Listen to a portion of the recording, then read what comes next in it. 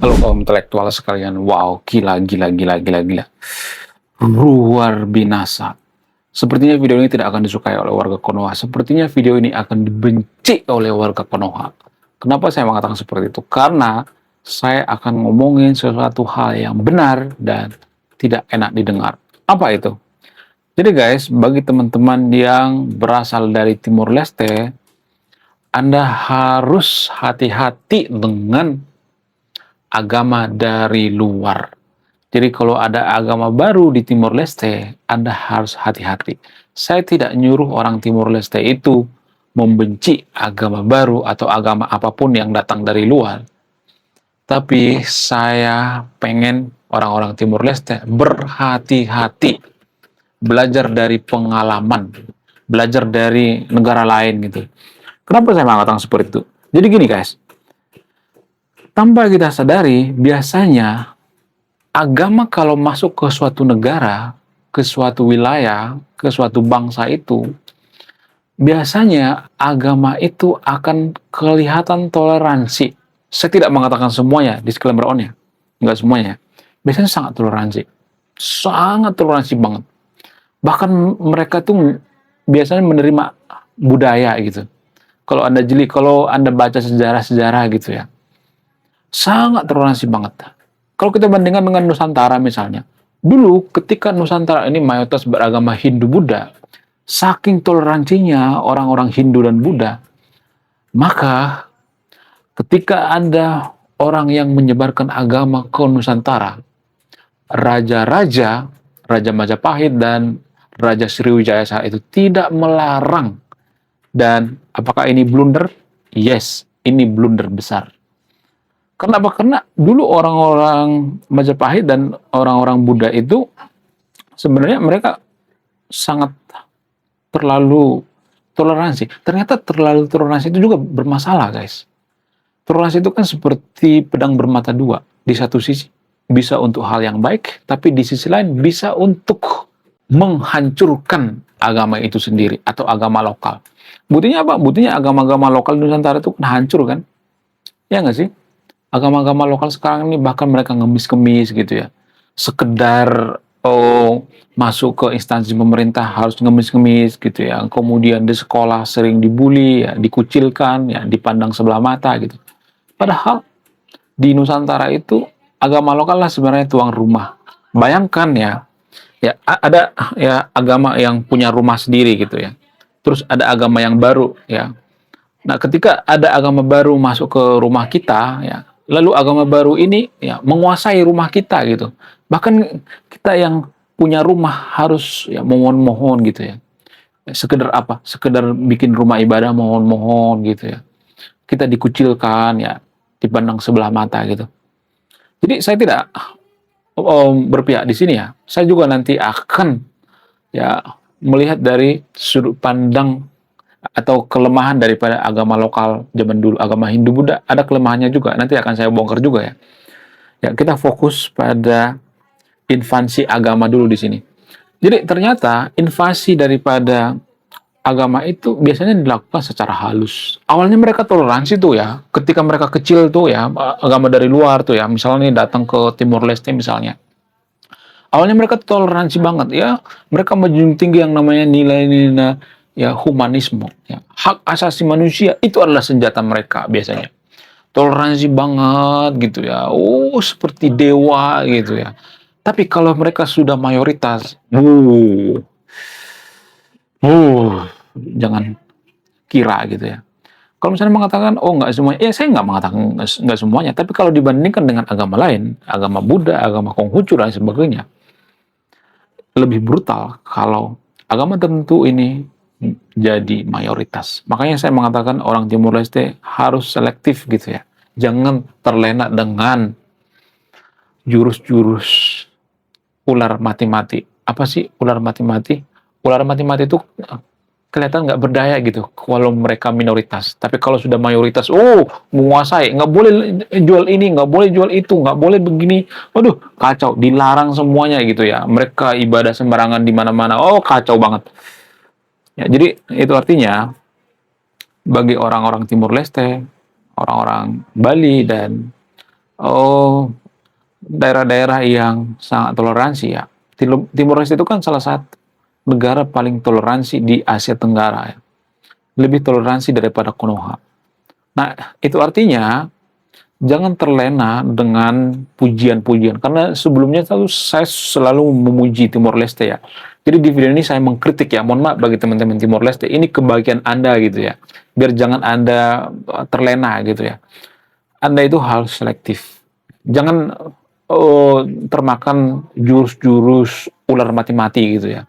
Ular mati-mati itu ya, ular itu kan ada yang pura-pura mati guys ya, pura-pura mati gitu ya, padahal belum mati.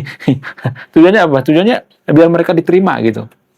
Ya, ini strategi yang menyusup ke suatu wilayah atau suatu negara.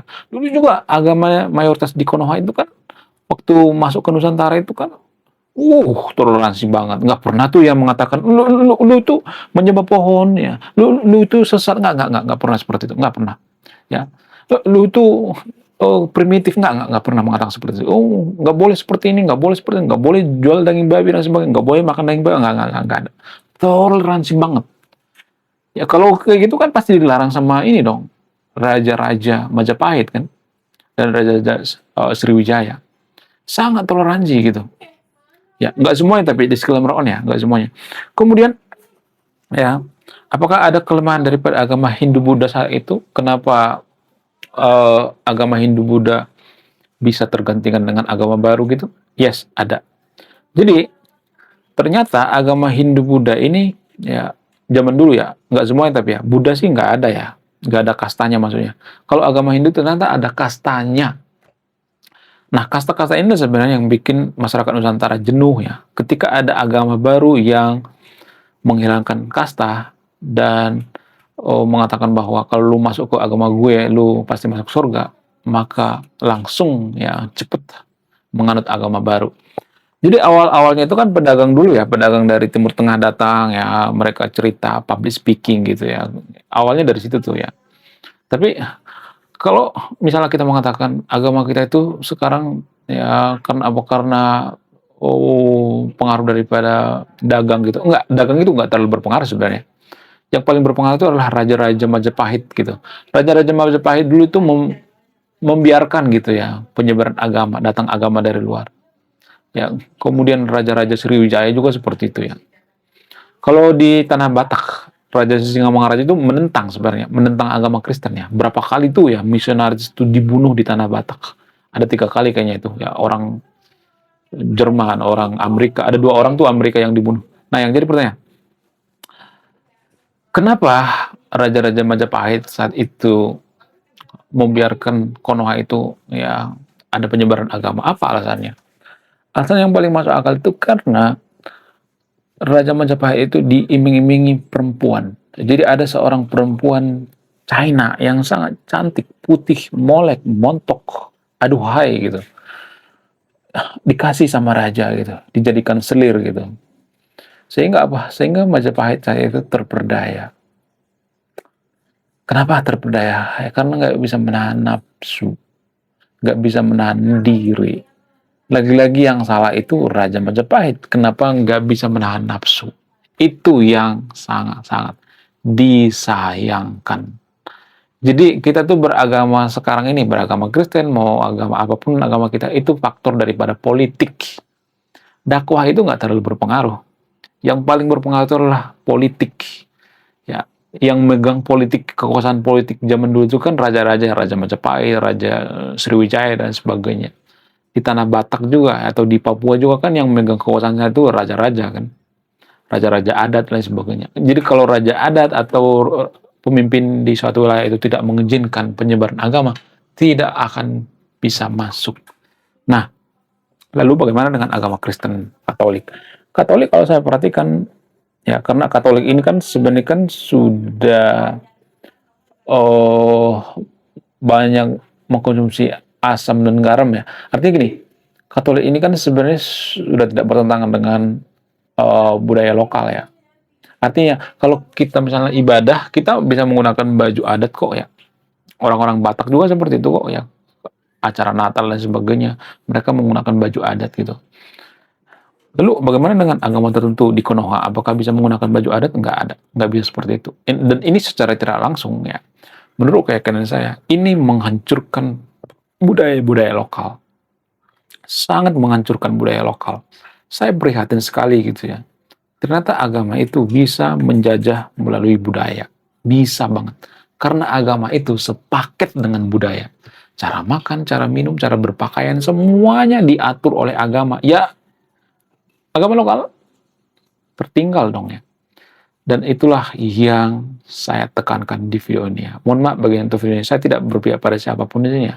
Tapi boleh beragama, agama dari luar ya. Tapi jangan sampai menghilangkan identitas asli budaya kita. Jangan sampai. Kalau ada agama yang bertentangan dengan budaya, lebih baik agama itu dipending dulu deh gitu ya. Dipending dulu gitu ya. Jangan sampai agama itu menguasai segala lini gitu. Jangan deh. Berat saudara, berat. Seperti Konoha gitu ya. Konoha itu dikuasai oleh budaya-budaya dari luar gitu ya. Sehingga apa? Sehingga kita itu kehilangan jati diri.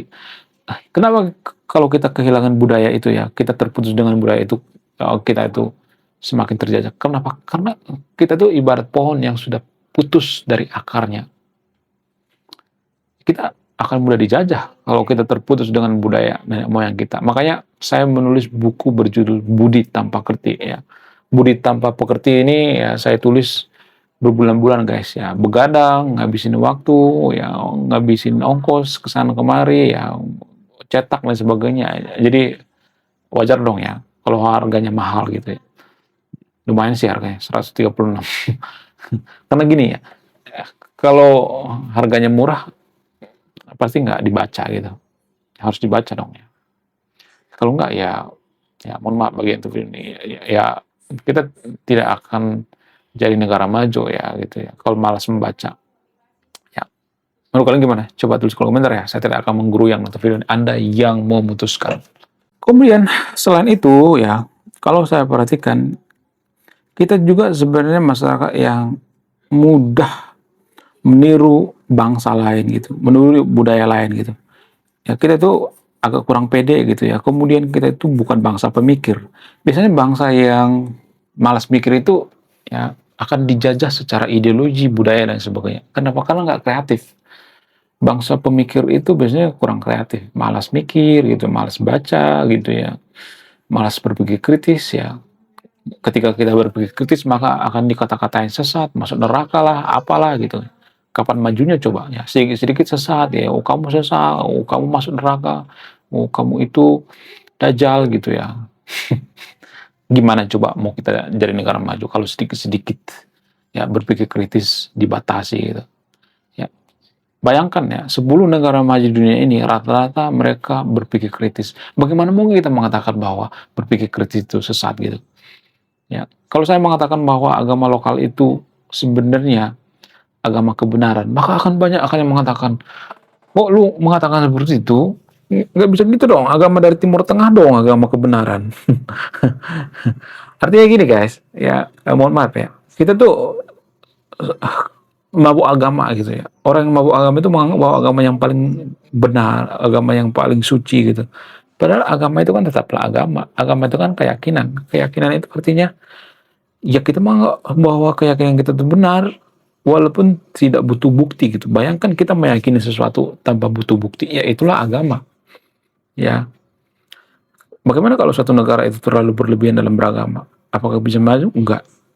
Ada sebenarnya negara yang beragama maju seperti Amerika, Korea Selatan, ya, kemudian Jepang dan sebagainya. Tapi mereka bisa memisahkan agama mereka dengan masalah publik gitu. Jadi ke publik mereka nggak bawa agama mereka gitu. Orang-orang Kristen di Amerika itu apakah mereka bawa oh, oh, patung Maria kemana-mana gitu? Enggak kan? Kemudian berpakaian seperti Yesus gitu? Enggak kan?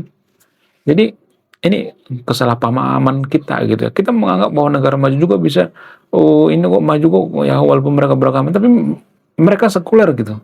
Jadi pemisahannya itu sekuler. Makanya saya bikin nama channel ini sekuler. Sekuler itu memisahkan gitu. Jangan menggabungkan. Sekularisme Ya. Bagaimana supaya negara kita maju gitu ya? Bagaimana Konoha maju? Ya harus sekuler. Setahu saya itu Timor Leste itu sekuler ya, kalau salah ya. Nah itulah alasannya kenapa Timor Leste itu lebih lebih maju ya dalam bidang transparansi gitu, transparansi kemudian anti korupsi ya lebih maju ya Timor Leste. Singapura juga lebih maju gitu. Jadi ternyata kalau kita mau jadi negara maju itu nggak butuh wilayah yang terlalu panjang sebenarnya. Singapura bisa maju kok ya. Timur Leste sebentar lagi akan maju kok ya. Vietnam gitu ya. Konoha ya tinggal sampah semua di Konoha. Karena apa? Karena anti kritik ya. Sedikit saja dikritik maka akan kejang-kejang keloncotan berjamaah, kurang berkesadaran, malas baca buku gitu ya. SDM-nya rendah gitu. Aduh, kacau deh ya. Lengkap sudah. Kemudian pemerintahnya korup ya. Semuanya gitu. Kalau dibandingkan negara maju itu kita tuh jauh tertinggal. Pendidikan juga disusupi oleh agama gitu. Gimana pendidikan disusupi dengan agama, dogma-dogma agama? Dogma agama mengatakan gak usah banyak mikir ya, gak usah terlalu banyak mikir ya. Pikirkanlah akhirat, fokus sama akhirat gitu. Yang ada apa? Yang ada pendidikan kita keteteran. Kenapa? Karena prinsip semacam ini. Ya. Kemudian ada yang mengatakan, oh enggak kok, yang kita kan bisa berakal ya sambil beriman gitu. Gimana caranya berakal sambil beriman? Saya nggak habis pikir ya, gimana caranya kita berakal sambil beriman? Kemudian ya kalau misalnya mengatakan pendidikan kita itu sebenarnya mempelajari ini tuh kok menjadi sains ya, mempelajari agama gitu. Kenapa nggak digabung aja? Kan capek tuh siswa kan. Udah belajar agama, belajar sains lagi. Kenapa nggak digabung-gabung aja biar komplit ya kan? Jadi pendidikan kita tuh makin hari makin jenuh gitu ya. Bayangkan kalau kita mengatakan kita oh walaupun tidak sekuler kita mempelajari sains dan agama kok. Nah, ini sama seperti mempelajari dua hal di waktu yang bersamaan. Ya nggak bakal fokus. Harus pilih salah satu. Ya kalau kita jadi negara maju itu kan ya tinggal tiru sifat-sifat orang-orang negara maju gitu. Karakternya gitu, sekuler gitu. Negara maju kan rata-rata sekuler kan. Kenapa nggak tiru aja gitu? Tapi kan kita membenci sekularisme. Sekularisme itu artinya ya tidak berpihak pada agama tertentu, netral ke semua agama. Tapi kan kita kan nggak mau seperti itu. Kita pengen ya memprioritaskan agama kita gitu ya. Beda India itu kan sekuler ya. Mereka nggak bawa agama di ruang publik ya. Sekularisme ya, memisahkan gitu. Pokoknya gimana? Coba tulis komentar ya. Saya tidak akan berpihak di video ini. Ada yang memutuskannya. Belum kita lanjut. Jadi guys, kemarin ada yang nanya, lu apa sih kontribusinya bagi negara ini? Lu kontribusi saya ini guys ya. Nulis buku, judulnya Budi Tanpa Pekerti. Ini temanya bahas tentang agama. Kemudian sama luka. Kisah dalam buku ini ada seorang kiai bingung memilih antara menyelamatkan hutan atau menyelamatkan 1000 anak yatim. Link pembeliannya ada di pin komentar video ini. Sekian video ini, saya kaum intelektual, salam rasional.